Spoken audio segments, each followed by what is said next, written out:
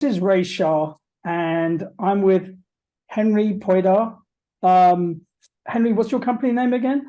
The company name is called Status Hero Inc., and we own and operate one product, and it's called Status Hero. Right. So Status Hero, as far as I understand, solves the problem of making sure that everybody's on the same page within a team and understands the goals that they're approaching. Henry has developed this product on his own and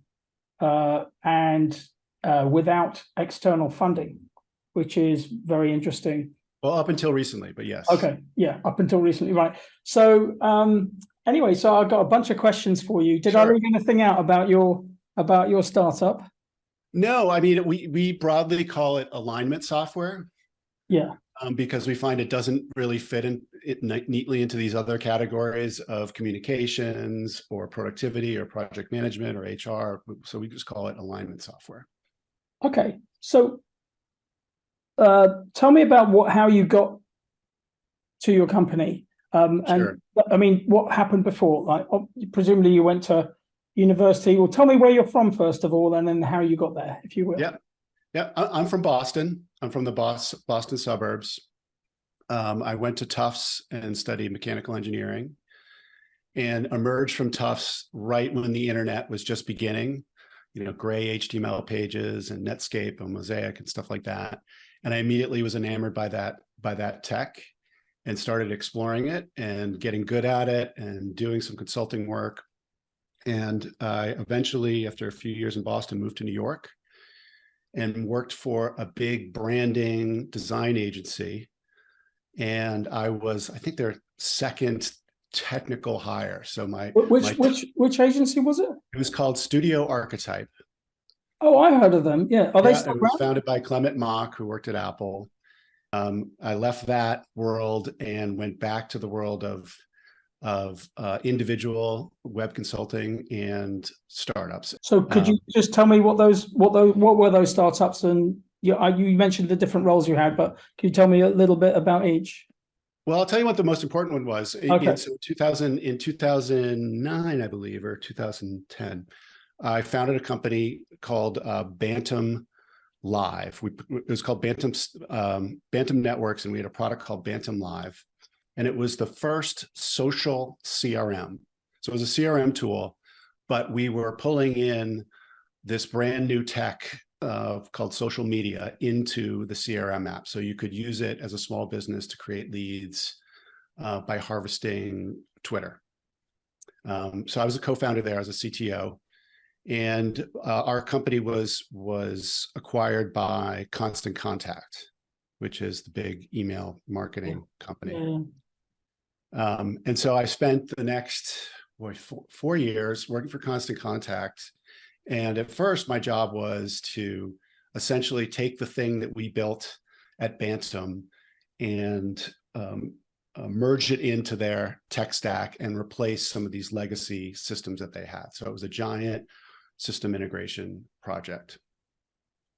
So I've done some of those. Yeah. I mean, they're kind of exciting, but they're also kind of hairy a little bit, because I guess that's why they're exciting, is because, especially when you sometimes in some jobs I've had instances where we couldn't duplicate the production environment, and you had to run, run directly against, because we were dealing with mainframes, and you had to run directly against the mainframe. There was no staging or dev. Right. There was, so it was a little hairy, very exciting, but a little hairy. Anyway, sorry. Yeah, super hairy. I mean, they had an IBM DB2 database, and email marketing is an operation that generates millions of rows in a database, like per minute, per second, right? Because of all the logging and tracking and stuff like that. So that's the system we are working with. And then replacing the way that the system was managing contacts with the CRM technology that we built at Bantam. Interesting. Yeah. So, and now, so was that the last startup? So I when I left Constant Contact after that project, and I worked on a couple of other projects there and made some great connections, I kind of took a step back because that was a crazy period, and decided that I really wanted to go back to actually coding and building something with my own hands.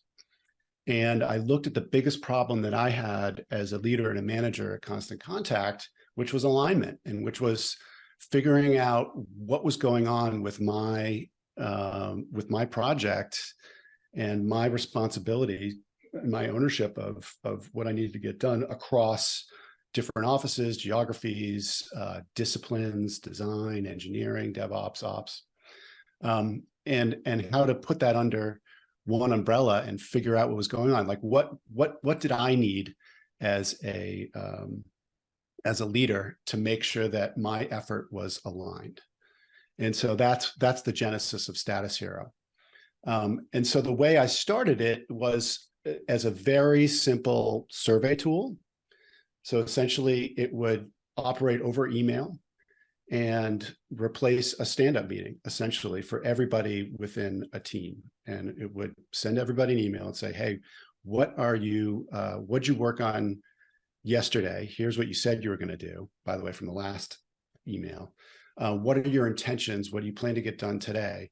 And are you blocked? Do you need some help? Is it pencils down and a manager needs to unblock you in some way? And so that became Status Hero as an app. And eventually, over the course of 5 years. Can I hold you there just for a second? Because that's a really interesting concept, to replace a stand-up with an email. Because for one thing, in the stand-up, you have the, whether it's remote, but obviously in person, even more so, you have the personal connection that's happening, which I know it can take time. Sometimes, 10-minute stand-up can take half an hour, which is not good. But what do you gain through the email? What do you lose? I mean, I can guess, but what do you lose through the email is my other question. Yeah, well, I mean, I could tell you that, and this was true then as it is today, is that modern work is totally distributed. So the concept of everybody in a single effort coming into a room and having a stand-up meeting at 9:15 is actually pretty rare. Right? Like the effort that I worked on, there was people in Boston, there was people in San Francisco, there was people in New York. There were different time zones, there were different schedules. Some people didn't work on Fridays, all of this kind of stuff. Everybody's distributed. So in all the stand-ups that I've had since 2010, it's been a Zoom. Maybe there's some people in the room, maybe there's not, but it is distributed. So that's problem number one, right? Because getting those people distributed into the same place is really, really difficult. And as you know, like when you've got contributors who are mining their own ability to do deep work, if you pull them into a meeting at say 10:45, that's a half day of work they're not doing, right? Because they're going to like, oh, I've got this meeting at 10:45. I can't really spin up and get into this problem because I know I'm going to have to pull back. So they don't do anything before the meeting ends. They're like, well, I guess it's like another half hour to lunch. I don't want to spin up and get back into in groove here and then have to go have lunch. So I'm going to just wait and start working in the afternoon. And that's what happens. Okay. No, that makes sense. Sorry, so I did interrupt you. You were saying about 5 years in, the email was still the tool, and then something happened in 5 years. So so I built and operated Status Hero on my own from when I left Constant Contact to the first quarter of 22 by myself. So I did all the support, I built the product, I deployed the product, I did the DevOps, and the tools and the tech enabled that, right? Like that wasn't possible a few years before, but managed hosting made that possible, AWS made that possible, and a whole bunch of other things. And I enjoyed that work, I really did. It felt like the analog I always say was, when you're building product, it's like a good product and craft is like building good furniture, and I felt like I was close to the metal in the code building furniture. And I'm not a designer, but I can get 80% of the way, I think, with my product knowledge and the fact that I've been in the air with other amazing designers throughout my career. So I was able to get what I needed to get done. And I took it to $1 million ARR, which was my milestone. It was like, okay, can I do this by myself and build this up to $1 million business? and enjoy myself doing it? And the answer to that is yes. And it took a long time. It took 5 years. It's not an overnight success by any means, but that's what I did. And so when I hit that milestone, I had a choice to make. I'm like, okay, what do I do here? Do I sell this? Do I find it a home somewhere else?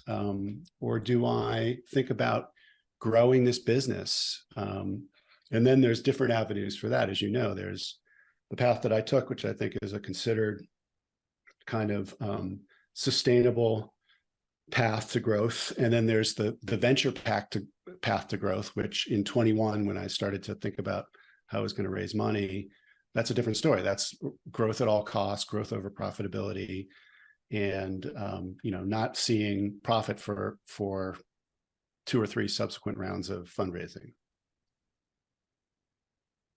Right. So that actually goes to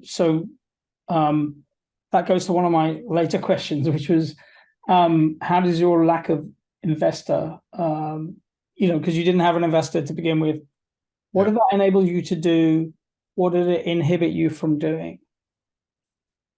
Not having an investor, what did it enable me to do and inhibit? Well, and I mean, from the inhibit side, I mean, I've truly being your own boss is only possible when there's no other stakeholders, right? So, I only had to answer to myself, and that was incredibly liberating. I think the hard part of that is because nobody else has skin in the game, you really have to seek out considered advice, right? It's hard to get an objective view from somebody who's not in it every day, and especially someone who has no skin in the game. So one of the things that I gain now, because the end part of that story is I did raise a seed round of money at the beginning of 22 and hired a really talented group of 6 people that work with me today to build the second version of the product and to grow it. But before that happened, I didn't have the advantage of being able to call up another stakeholder or call up a partner or call up a co-founder and to get answers to immediate questions or help with all these decisions that need to be made on a daily basis. Let's just dwell there for a second. So you didn't have this outside count. You didn't have a second voice. You were just bouncing off yourself. Without going to seed capital or anything like that, how would you address that now? Or do you think seed capital is the only way to address that kind of? I don't think it's the only way to address it. I was introduced to it when I was at Constant Contact to a wonderful community called MicroConf. And I don't know if you've heard of them before. So I forget Rob Walling and Mike Tabor were the founders of this conference called MicroConf. And the idea is that there is a class of software developers called micropreneurs. And there were people like me who are interested in bootstrapping their way to, and I won't say a lifestyle company, but an independent software company. And so they have conferences every year. We've got tons of great videos. And through those conferences, I actually met many, many other people who were in my shoes. And with a few of them, I formed what's called a mastermind group. I don't know if you're familiar with that term, but it sounds like, is that like an accountability group or? It is. It is. And to this day, I have a standing meeting with these 3 other people, and they have their businesses and I have mine. And it's changed over, we've been, I think, had the standing call for over 6 years now. Yeah. Is that like at the end of the week, at the beginning of the week, or? It's on a Thursday. Oh, right. Okay. So, because I have an accountability group I'm part of. It's not just software people, but everyone's lives and careers is affected by software. So it's definitely part of it. And we meet on a Friday morning. We meet every Friday morning for an hour. Oh, that's great. But it's a lot more than 3 people. So everybody gets a very small slice. So I like the idea of 3 people is very good. Yeah, that's great. Yeah. I mean, our challenge is like there's someone who usually has to drop out at some point. Like it's rare that we get the 4 of us together, unfortunately, but it's been great. I've learned a lot from them, and hopefully they've learned from me. So they were there throughout the 5 years that you were They were the micropreneur on your own. They were. Okay. That's So great. that was, I would say, my avenue there, but I didn't have the traditional. Oh, and your family, right? Your wife, Of course, yes, even yes. your children. My wife's been wonderful. Yeah, yeah, very supportive. And yes, telling your spouse that you're going to stop doing this thing that earned a lot of money and go do this other thing that you're not sure about is always requires a very special person to be receptive to that. Yeah, that's true. That's very true. So if you could, let's wind back those 5 years. If you could do anything differently, what would you do differently? Yeah. So I knew you were going to ask me something like this, so I thought about it a little bit. With the way that I sought out the investment, I would say that I would do that differently now, only because, well, a couple of things. One is that the investment landscape has totally changed, and it really changed between the time I decided to start raising money and the time I actually closed the seed round. So in 2021, venture and venture-backed growth was still a huge thing, right? Like big rounds of money. And that just started teetering off at the beginning of 22 to almost a trickle to nothing at the end of 22. So I was hitting that inflection point, and my initial strategy was to take all the calls and to talk to anybody who might be interested in our startup. But what I quickly realized is that there's just a class of investors out there who are looking for, who just have a thesis. And what I think I would have done differently is understand whose thesis would be more applicable to me, and not taken as many meetings and wasted as much time with people who probably we weren't a fit to begin with, and I should have known that. So how can you figure out who's a fit without talking to them? Well, you could do a lot of research and understand what their thesis is, see where they've invested before, talk to the other founders, talk to people who they've invested in. And the majority of investors, institutional investors, were not a fit for Status Hero and not a fit for me, because I'm saying to them like, hey, I'm Henry. I'm not swinging for the fences. I've got $1 million ARR. We've got product market fit. I'm building version 2 of this thing. You know, I've got a great opportunity for you to like 4 or 5x your money, because we're going to try and hit 10 million ARR within the next 3 or 4 years. And that's not a compelling argument. Really? No, not at all. They want to hear like you're going to build, 100 to, they want to invest in the seed round now, and then they want to invest in the Series A, and then they want a piece of whatever happens after that, because they want you to eventually become a $250 million company and then start down the IPO path. So hold on. Let's just look at the market for a second. Yeah. Are you telling me there's not $150 million worth of money out there for your product within the United States? Because I totally think there is. I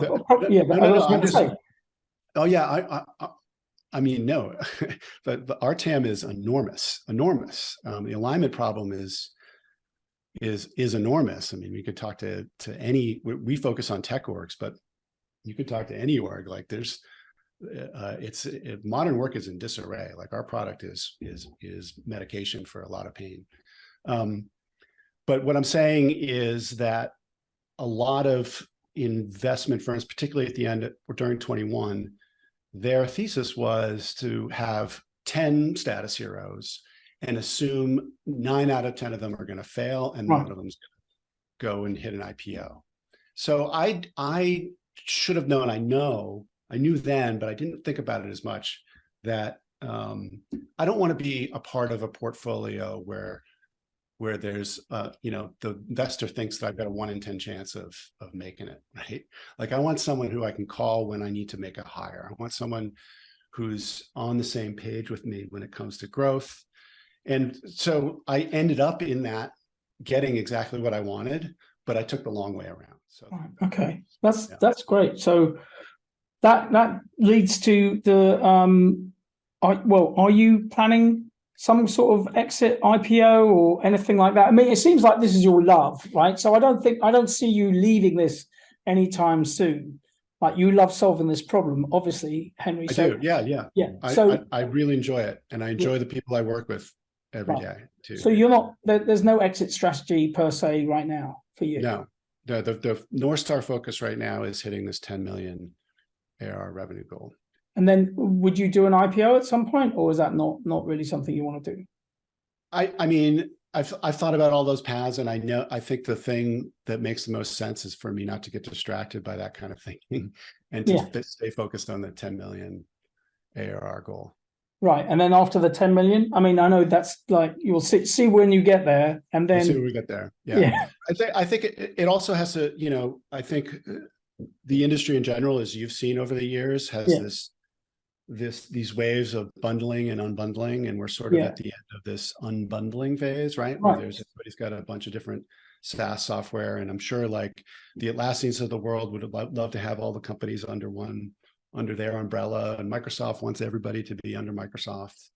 But that nobody does that, right? Like, we're all using all these different tools and all these different stacks. So I think we're headed for a bundling phase here. So that's interesting. I was going to ask you, so, I mean, you're perfectly placed really to tell me where you think the IT industry is heading, which is what you're beginning to answer. But then my other question was, where's the where are investors heading? How is that? Because if you're a budding entrepreneur and you want to raise money or support, or at least have, you know, advice on who to hire or any of those things, where do you think, because you discussed how you kind of, well, if I can paraphrase, you almost missed the you kind of did miss the sweet spot, right? I did. You I was at the end of the sweet spot. Right. Yeah. So you missed the sweet spot. So when is the next? I mean, I'm not asking you to be a crystal ball here, but where do you see? So two questions really. Where do you see tech going? You talked about bundling, and then after that, where do you see investors going, and how can entrepreneurs benefit? What would be the most beneficial approach, you know, projecting forward? Yeah, I mean, so I think there's hype cycles, right? There was certainly a hype cycle with crypto, and, you know, I'm a fan of blockchain technology, but, you know, when was the last time you and I used the blockchain? I don't know. We're still not using it to solve any problems, so I'm not sure what's going to happen there. I think we're just it's a long tail tech, and it's going to take a long time to develop. AI is super interesting. But again, like, the hype is through the roof, and I think there's going to be a shakeout with how AI is used to solve actual problems. I'll give you a great example. I railed about this in a LinkedIn post. Using generative AI all the time for everything, I think, is going to result in a giant pile of junk here and there, especially in corporate knowledge bases, right? Which is supposed to be the brain of your company. Yeah, that's very gently worded. That's very gently worded. Carry on. Yeah, junk. You called it junk. Yeah. Yeah. So I don't want our knowledge base filled up with something that's generated by it. I want thinking. I want rationale. I want, you know, the human capital to produce value, and that's the thing that's in the knowledge base, not something that's machine generated. So I think there's a ton of startups and there's a ton of investment money that's chasing some of these things, but I think where it will emerge and be really interesting is where it solves real problems. And so when I think about these things, I still think that real problems need to be solved, and that's where the opportunities are. And so when you look at something like Status Hero, people ask me all the time, like, well, what are you doing with AI for Status Hero? And I'll tell them, I say, well, we're collecting this corpus of knowledge from companies that include attentions and accomplishments and data from all their tools. And we're leveraging AI to synthesize that and summarize it, which is, I think, incredibly valuable, right? If you could take all of the stand-ups that you had across your whole company and summarize that into a paragraph, and then have that be your presidential daily brief every day as a CEO, I mean, I think that would be incredibly powerful, and that's what we're building. So you're building that? When you say summarizing, are you building dashboards and stuff like that, or? Yeah, I mean, we already have dashboards. We have team level dashboards. We have filtered dashboards by things like tags and things by like, well, any kind of data vector you can think of. Segue back to where the investment landscape is going, and how entrepreneurs can best leverage that. Yeah, it's around real problem solving, and again, and avoiding the shiny new toy syndrome. You know, I see a lot of the good opportunities. I see people are chasing them already, right? There's the low-hanging fruit, which is like transcription and things like that. And then there's the hard problems in healthcare, biotech, stuff like that, which I think is AI is going to be enormously useful. Cool. All right. Well, thank you very much. Do you have any questions for me, or? No, I didn't. I think we talked about it off camera a little bit. Yeah, we did. about Think Design and what you guys are doing. But yeah, no. So thank you so much, Henry.